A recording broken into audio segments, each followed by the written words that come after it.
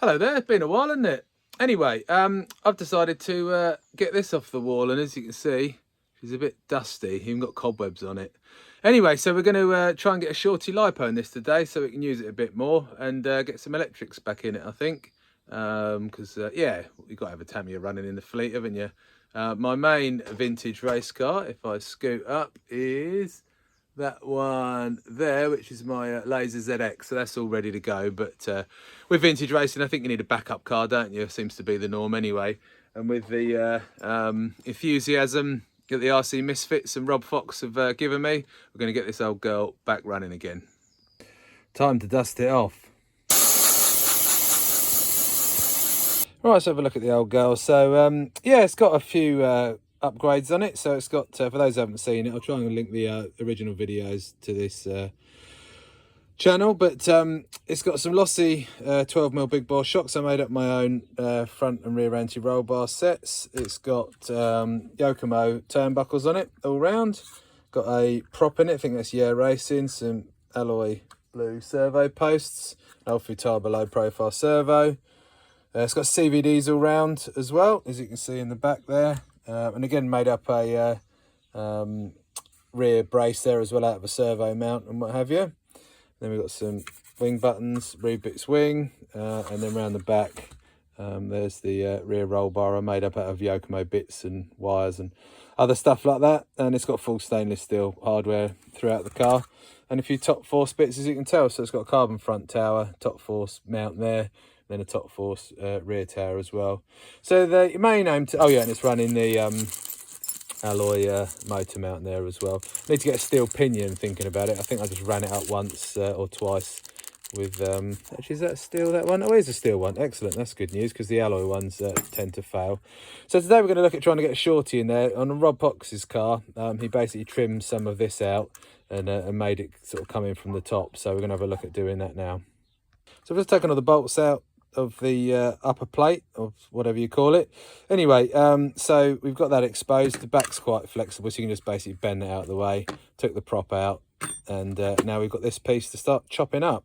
So looking at Rob Fox's car, he's basically, let me just grab this as a pointer, he's basically trimmed all the way down there and then all the way down here, basically exposing this bit, and then basically to take your lipo in and out, you just take these bolts out. But I might see if I've got some thumb screws to do that. And then he's also smoothed off this area underneath as well. So we'll get the Dremel out and start chopping it all up. Right, so there's the first cuts done, so they're still pretty rough. My Dremel didn't have any discs left, so I had to use the big Dremel. But anyway, it's done the job, and I've still got my fingers intact. So that's all good. So yeah, we're just going to get the actual Dremel out now and then just clean up all these edges, and then basically file some of this down to get rid of some material here where the normal sub-C types ones went in. So that bit go in the bin, and then we'll work on these two bits and then get it in the car. Right, so that's one side all trimmed out. So you can see, basically did a straight line down there, then underneath. Hopefully you can see the angles there. But I basically left that back ridge in, which you'll see in a minute, and then basically made it flush with the rest of it. So that will sit something like that in the car. And then leaving that little ridge just in there, if you can, there's my finger, there you go. So just leaving that little ridge there will just stop the lipo moving about. Obviously it can't move about anyway because of the line we've got down here, but anyway, you get the gist of that. So we'll crack on with the other side now. Right, so that's the right hand side one done, and while we're at it, I thought I'd trim off some extra stuff that we don't need now. So I'm just going to chop that off and then do it on the grinder, but you can obviously do this with the Dremel. It's just nice and quick doing it on this beastie. So it's going to look something like that. I've basically bolted this side down, and you can actually get the lipo in and out just by taking this side out. So I'm going to see if I've got some thumb screws, so that it's going to be easier, obviously trackside, to just to pop that off and then get the lipo in and out. But you can see here that it's pretty easy to slide in and out like so. Let's just slide that in there. There we go. So that's pretty good.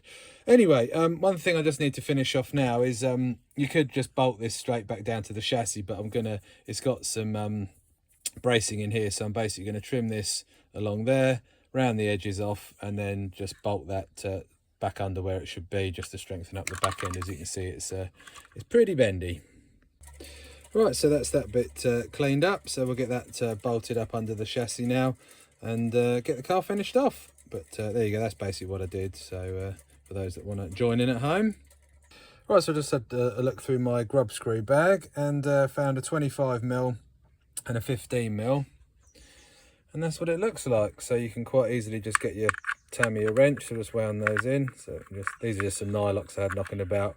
I'll try and get some pretty thumb screws organised, but with the trusty Tamiya box wrench you can just whip that one off and then take this one off, and then nylocks just grabbing on that so it won't rattle loose. And you can take that off, take that piece off like so, he says.